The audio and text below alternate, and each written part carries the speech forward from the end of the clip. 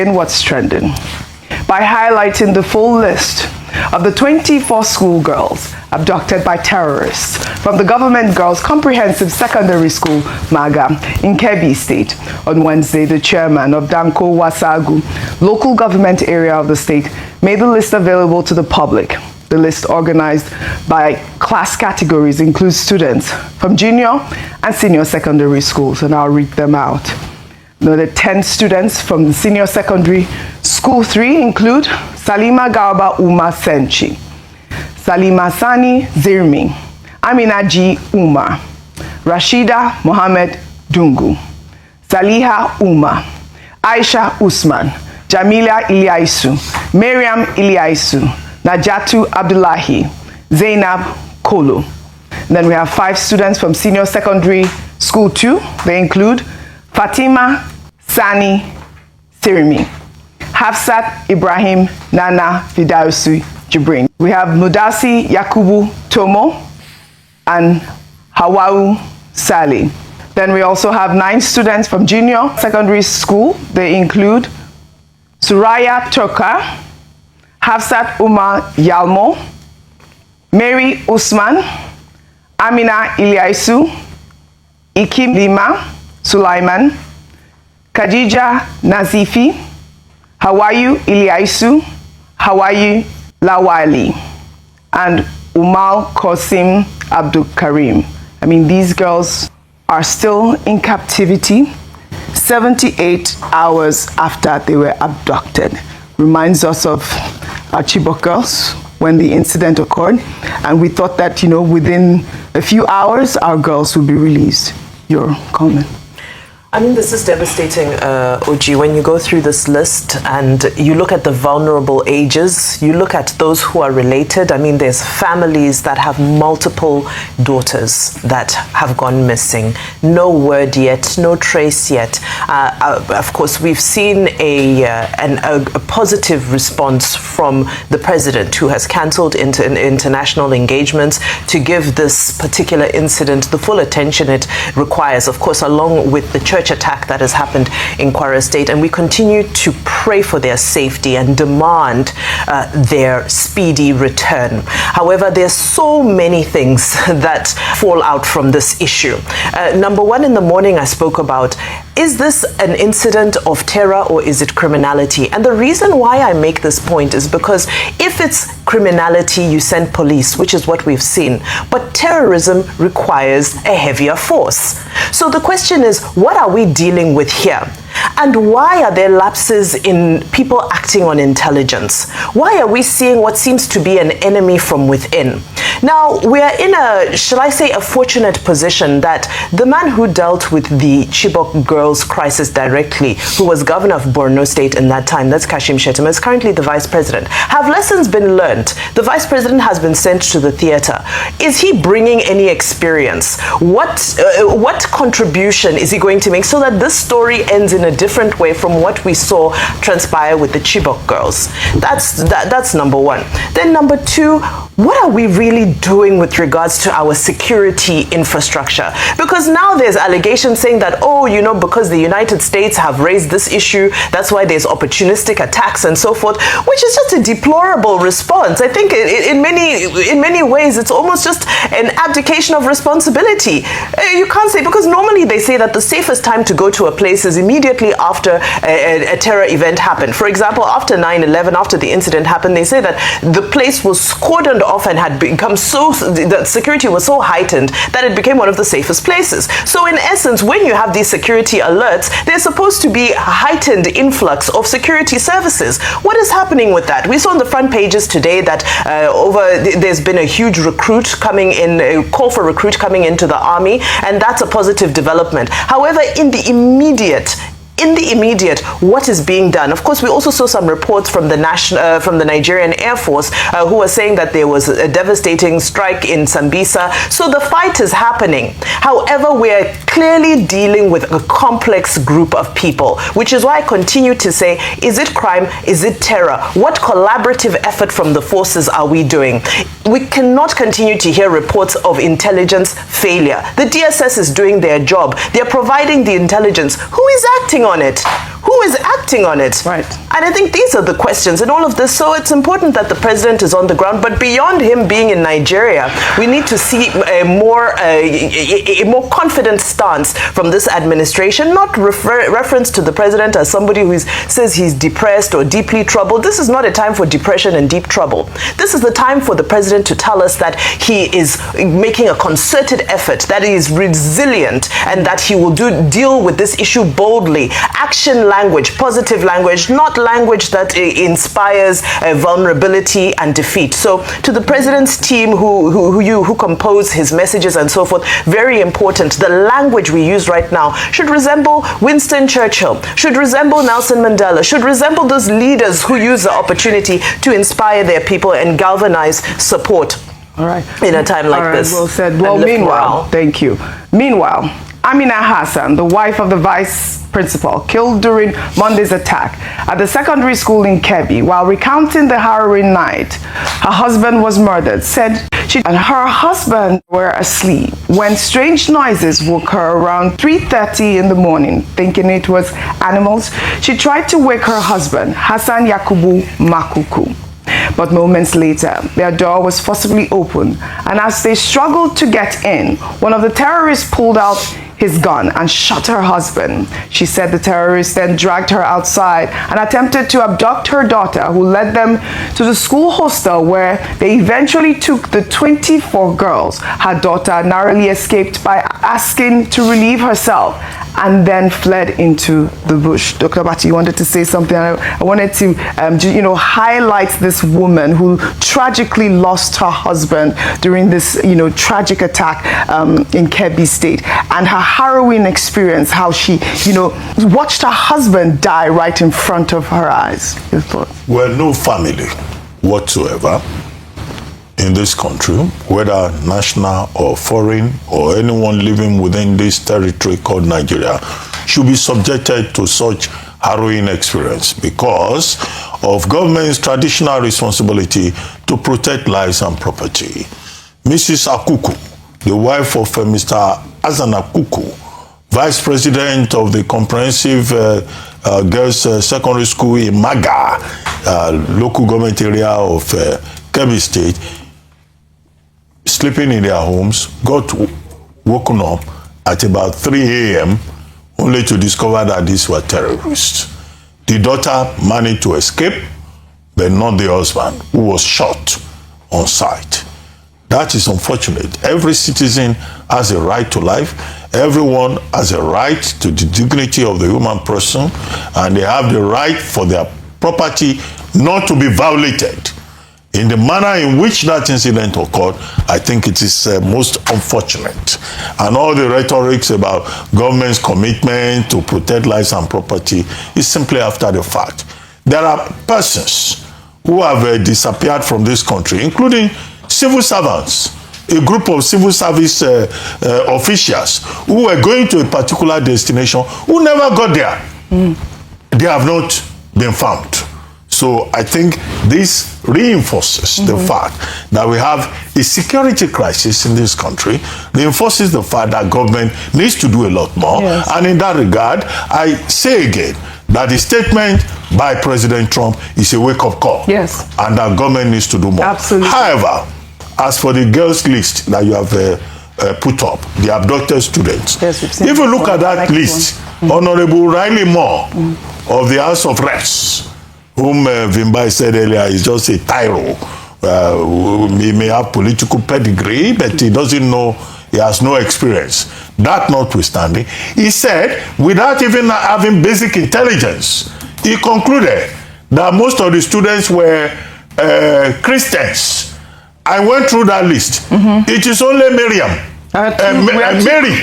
Miriam probably. Mary, JSS 3A. Right. Can we have the list? I saw only one Christian name on that list from JSS 3A. And yet he went into the narrative that, all these girls that have been abducted are Christians. That's why this thing is not black and white. The people who are saying, oh, America knows what is going on, America has spoken, and because of that, they are unpatriotic, they put down their own country, they demarket their country, they do not have the capacity to talk about the complexity, the nuances of the issue. And that's why I think that this requires more intelligence than we have seen at work. Finally, my final point is that President Tinubu himself admitted that there was proud intelligence that this attack will happen. And then it happened. 25 students were kidnapped. This is part of the failure of the Nigerian state. You get intelligence. Is the intelligence actionable to commonsensical people? Yeah, if you have that proud intelligence, could you have prevented it? But they did not. And then the girls got abducted, and now after the fact, we're saying America wants to come and save Nigeria and all of that. No, it's not America that will save Nigeria. It's Nigeria that must find the political will among its leaders. And this is the point that a group called VIEW, Northern Women, they call themselves VIEW.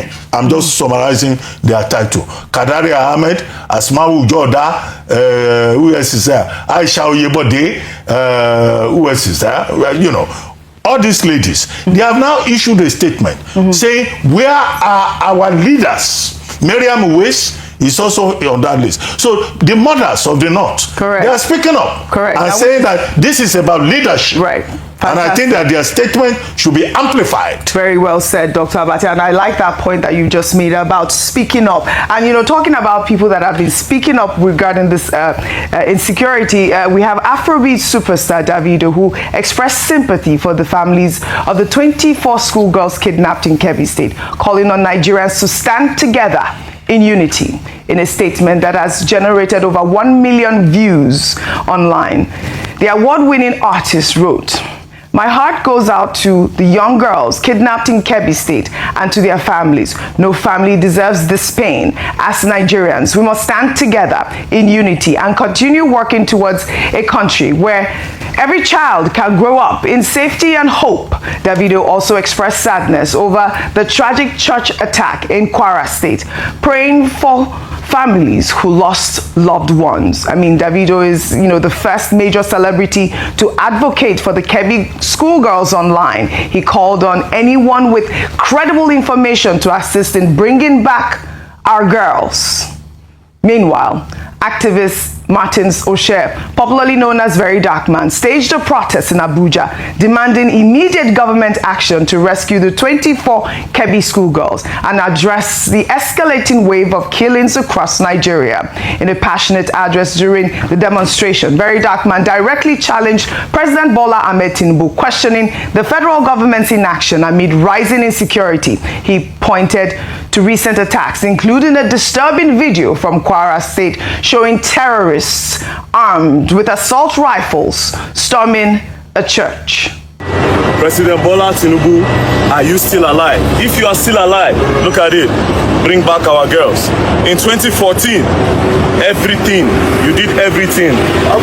You talk against the government. You talk against Goodluck, Jonathan regime. And then when you decided to become the president, we were happy because we thought you knew what you were doing. But apparently you don't know what you are doing. All we ask now is for you to bring back those girls and stop the killing. Also, if you go further, you see, stop the killing and stop the kidnapping. It's too much.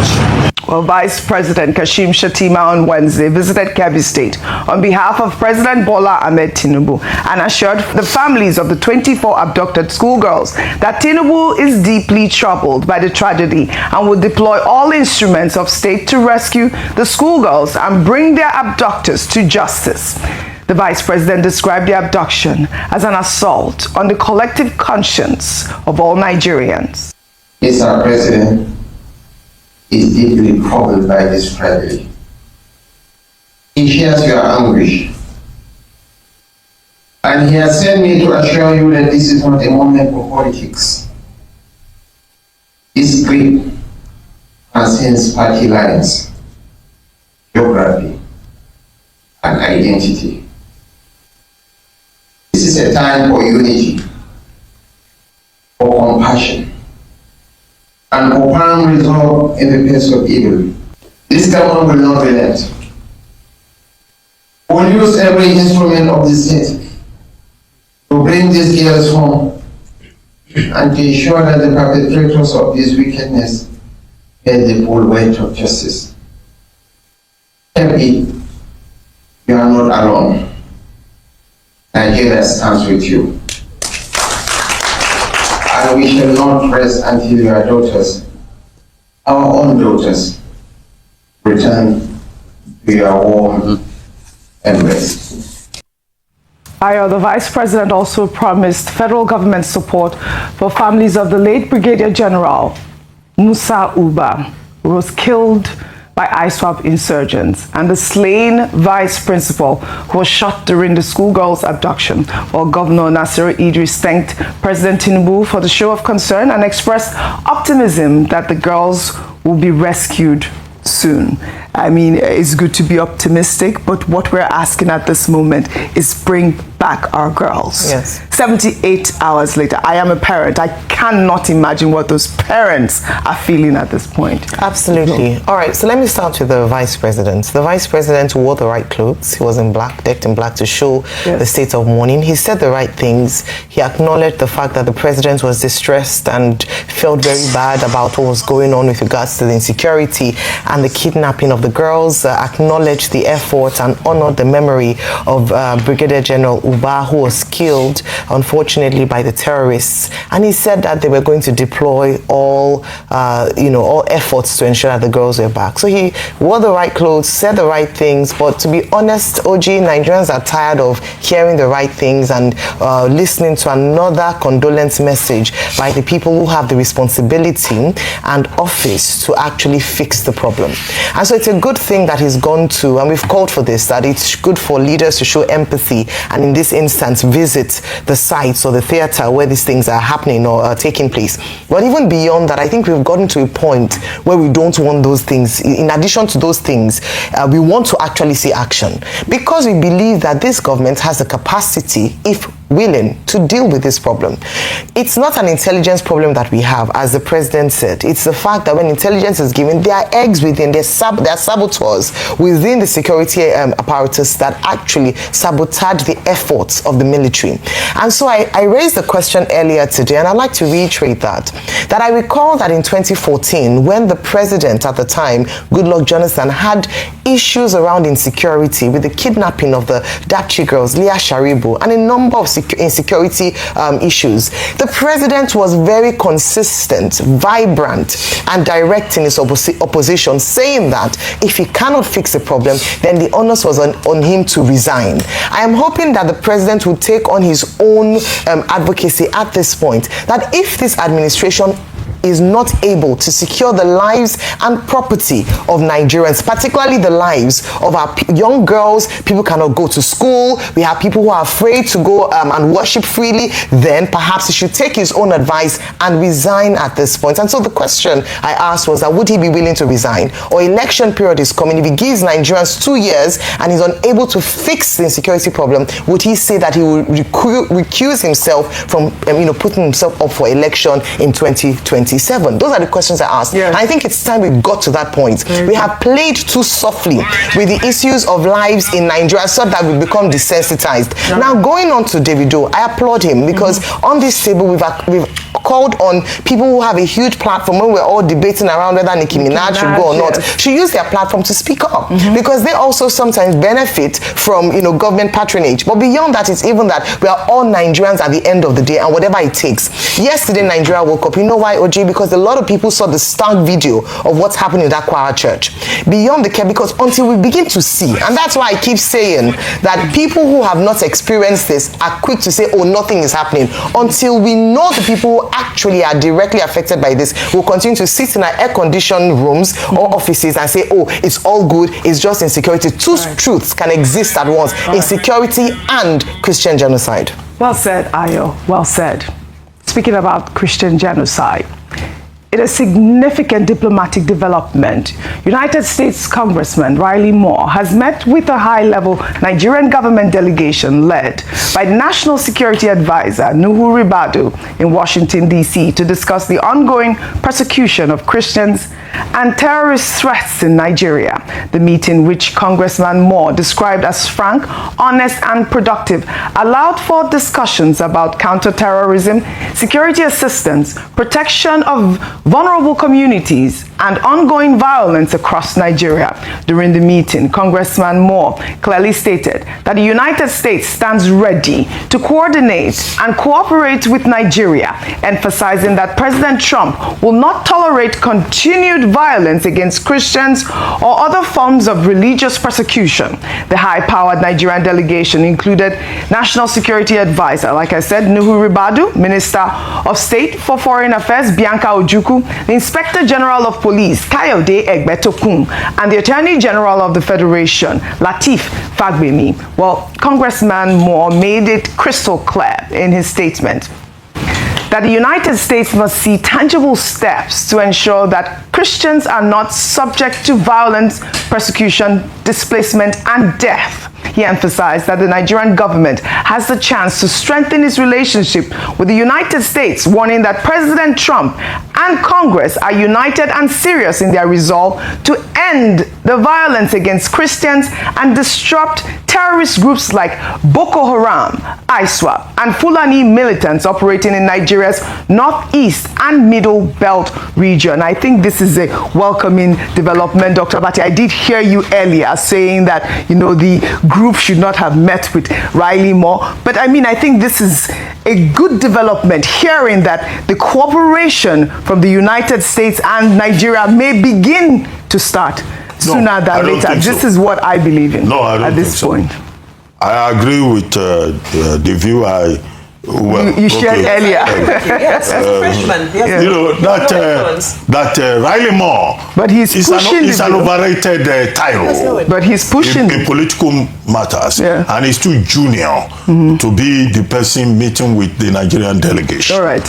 What we see here from the point of view of diplomacy is that the Nigerian government is trying to do damage limitation. So they've sent a very high-powered delegation. We are sending our National Security Advisor, our Inspector General of Police, our Minister of State for Foreign Affairs to go and meet who? To meet some tyro called Riley Moore. Now, in diplomacy, I need to explain it. Correct. So that people don't think I'm being emotional. Okay. You know, I know the subject fairly well. Good. You know, when you send a delegation, they meet with their counterparts. The National Security Advisor of Nigeria should be meeting with his counterpart. Maybe Jake Sullivan in the United States. The Minister of State should be meeting with a counterpart. The Inspector General of Police should be meeting with counterpart. The Inspector General of Police, the Attorney General should be meeting with a counterpart. Then you send our key persons to go and meet some tyro. All right, Dr. in diplomacy, perhaps, in politics. All right, perhaps this is the beginning of the meeting. Perhaps. No. And this is what I'm saying. It's a very disrespectful reception that we got in the United States. Okay, that I agree with you in terms of being a par with the representatives. But we don't have the full picture yet. We've only heard about this meeting. We have the delegation there in America at this moment, and which I said, I think it's the beginning of the conversation that is about to help preserve the cooperation. And I like send that our point National Security Advisor. But you know, the idea about speaking out, Marco Rubio, some small persons. Correct. The idea about speaking out, and you know, it is brought up that hashtag right again, bring back our girls. And Mike Arnold posted on X. He wrote, 11 years after Chibok, 24 more girls stolen from school in Kebbi. Hashtag bring back our girls 2025 demands immediate rescue ops, armed school security, and zero tolerance for ransoms. Who is with me? And this hashtag is beginning to trend on, social media. And I think, the Tinubu administration, for me, they need to really sit up and buckle up with this hashtag that is about to explode at this moment. Bring back our girls. We have our girls out there. This is what we really want. We want our girls returned. Meanwhile, Benue State Governor Hyacinth Aliyah on Wednesday dismissed claims of a Christian genocide in his state, saying that there's no religious ethnic or racial genocide in Benue. Aliyah made these comments while speaking at a forum on the protection of the rights of internally displaced persons organized by the National Human Rights Commission in Abuja. Let's take a look. I am a reverend father, so being in governance does not take that away from me. I am still a reverend father. I came in as a governor, as a reverend father. I am working with the fear of God and the compassion of Christianity and humanity. And at the end of the day, I'm still going back to the church as a reverend father and a good Christian. So that is for the record. We need to understand this. In my state of Benue, we don't have any religious, any ethnic, any racial, any national or state genocide. We don't have that. Do we have a number of insecurities in the state? Yes, we do. But it is not a genocide. All right. Well, a few months ago in April of this year, actually, Governor Aliyah was heard saying that the federal government must step up in the fight against insurgency after 72 people were killed in the Holy Thursday and Good Friday attacks in Ukum and local government areas of the state, saying that the crimes are religiously targeted. Let's take a look. This is a siege. Barely 1.5 months ago, we didn't have it easy to repel the terrorists in Kwande axis. So if this is not a siege, what is it? The federal government must up this game in our support and in fighting this insurgency. It is targeted, it is planned, and religiously it is being executed. They are terrorists. They are terrorists, period. And we strongly believe that their endpoint, their aim, is to land grab. All right. I mean, Ayo, I can see you looking down because it just appears that they're playing politics with our lives. In one breath, you say that there is no Christian genocide.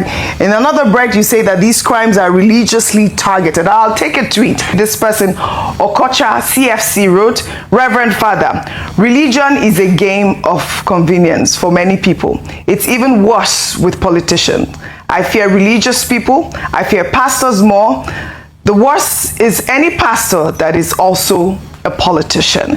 And we're hearing these sort of conversation coming out from, different quarters, whether there is, Christian genocide. The other day, it was the African Union that said there was no Christian genocide. But we also had a PDP governor from Benue State saying that, these attacks are, ethnic cleansing or even, religious cleansing. A quick comment. Yeah, very quick. I ended my last statement saying that two truths can exist at once. Does Nigeria have an insecurity challenge? Absolutely. Terrorism, banditry, the SGF was able to dimension this in a statement. The other part is that are Christians being targeted, or are some of these attacks religiously motivated? Absolutely. You only need to speak to the people who are living there. And it's instructive to note that the cries of these people have been on for many years. It didn't just start in 2025 nor 2024. However, what amplified their voices is because America got into the fray, and then we all started to scramble and people started speaking up. I hope that, I don't know as a Reverend Father if the governor of Benue State belongs to the Christian Association of Nigeria, because Christian Association of Nigeria have come out to say that there is a Christian genocide. PFN, Pentecostal Fellowship of Nigeria, have come out to say these are people who have members and who have churches reported and members that they have records. I said it earlier based on the SGF's position that until the Nigerian government can give us credible and verifiable numbers and data, then they cannot demonstrate to the Nigerian people that they have an understanding of what is happening, therefore cannot tag what is happening without understanding the issues. A lot of people who live, who work, who are members of the society and who have come out to say their own part with evidence. Reverend Achomo talked about the mass graves they've had to organize. Let the Nigerian government give us counter verifiable facts saying that to negate the position of these people. Empirical.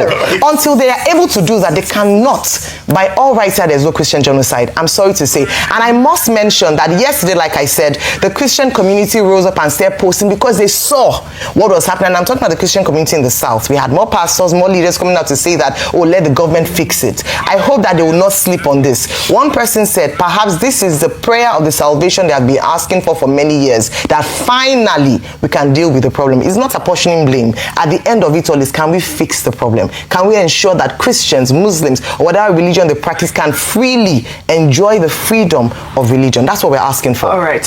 We have some, breaking news. We'll just take this one really quickly. We know that the leader of the indigenous peoples of Biafra, Nnamdi Kanu, has accused Justice James Omotosho of the Federal High Court of bias, leading to commotion and verbal attacks. Kanu had notified the judge that it was his right to give written address, a move rejected by the judge. Well, let's take a look at the heated exchange in court a few minutes ago. Where is it? Which law gave you the right to waive my family address? Which law gave you the right?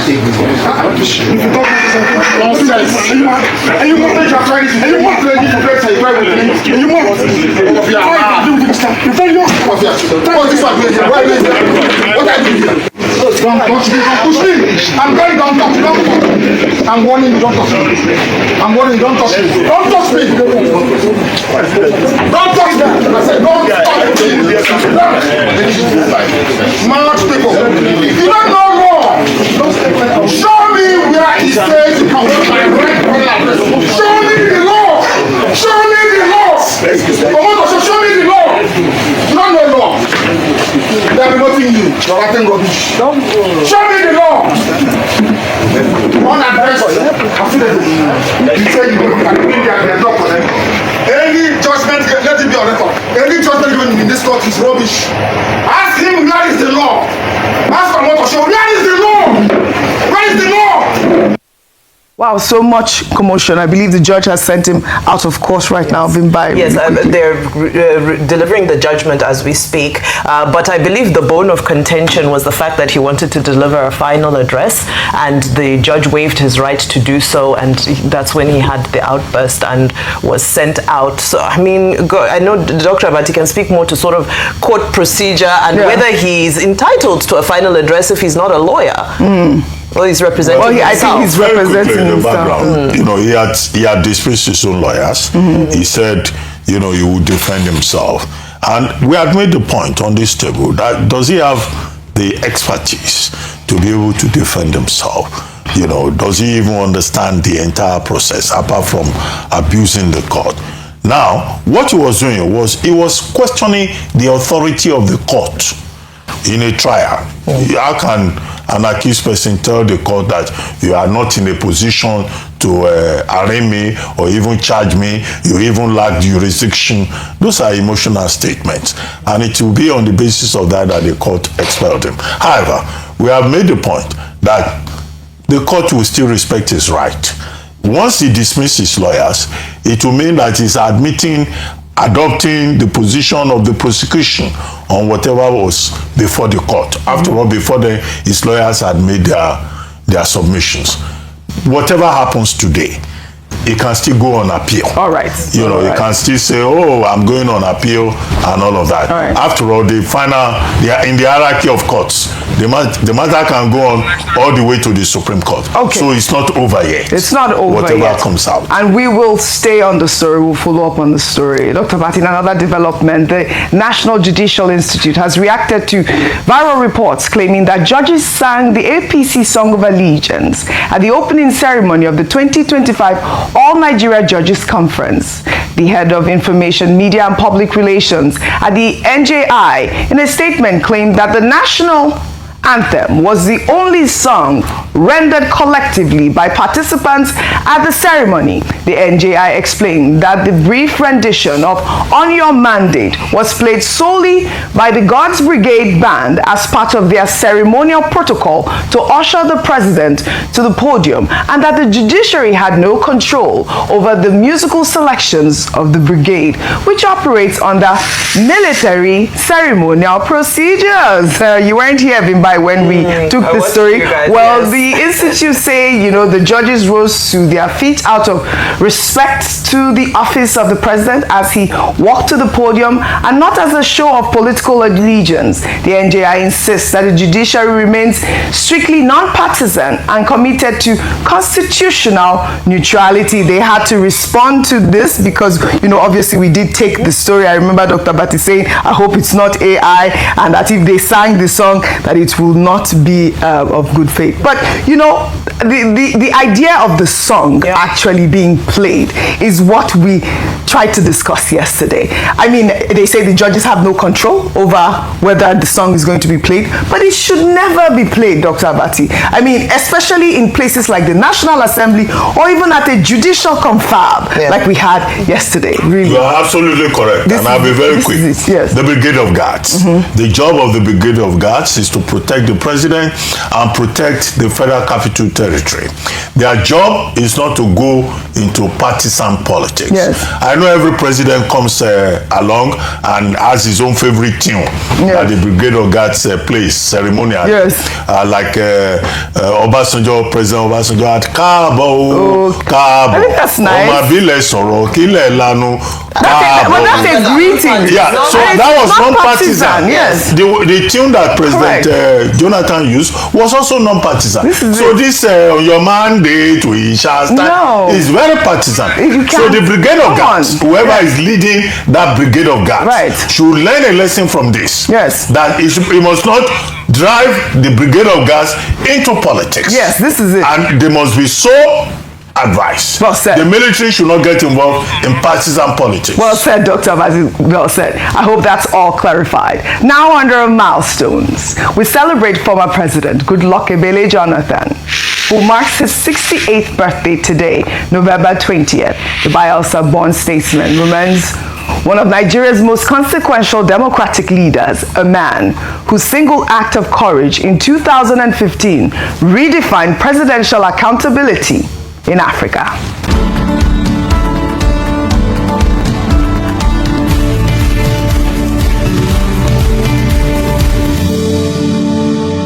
Well, Jonathan served as Nigeria's president from 2010 to 2015. He remains a significant figure in the nation's political history, having risen from deputy governor of Bayelsa State to vice president and ultimately president following Umaru Yar'Adua's death in 2010. Jonathan's rise embodied the Nigerian dream, proof that leadership could emerge from the most unlikely places. Before March 28, 2015, no sitting Nigerian president had ever lost re-election and voluntarily handed over power. Jonathan shattered that precedent when he conceded defeat to General Muhammadu Buhari even before final results were officially announced, a phone call that stunned the nation and earned global applause. That singular act of statesmanship prevented potential bloodshed and cemented Nigeria's reputation as Africa's largest democracy. During his tenure, Jonathan focused on infrastructural development, educational reforms, and agricultural transformation. Goodluck Jonathan showed the world that democracy works when leaders choose principle over power, peace over violence, and country over personal ambition.